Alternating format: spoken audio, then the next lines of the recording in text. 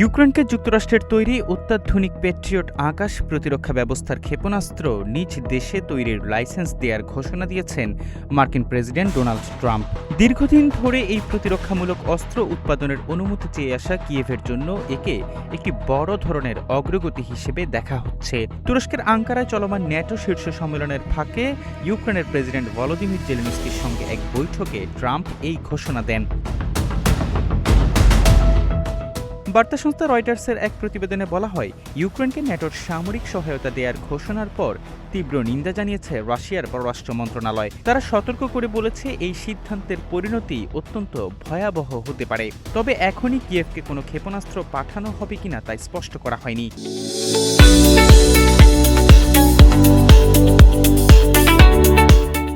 সংশ্লিষ্ট দুটি সূত্র জানিয়েছে, ইউক্রেনের সম্ভাব্য রুশ হামলার লক্ষ্যবস্তু হওয়া এড়াতে নতুন এই ক্ষেপণাস্ত্রগুলো সম্ভবত জার্মানি বা অন্য কোনো ইউরোপীয় দেশে তৈরি করা হবে।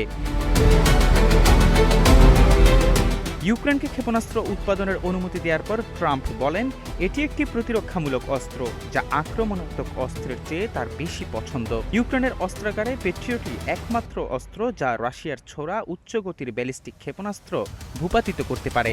গত বুধবারে কিয়েভে ব্যালিস্টিক ক্ষেপণাস্ত্র হামলা চালিয়েছে রাশিয়া। ইউক্রেনের বিমান প্রতিরক্ষা ব্যবস্থা ১৬৯টি ড্রোনের মধ্যে ১৩৯টি ড্রোন ভূপাতিত করতে পারলেও প্রয়োজনীয় ক্ষেপণাস্ত্রের অভাবে ৫টি ব্যালিস্টিক ক্ষেপণাস্ত্রের একটিও ধ্বংস করতে পারেনি।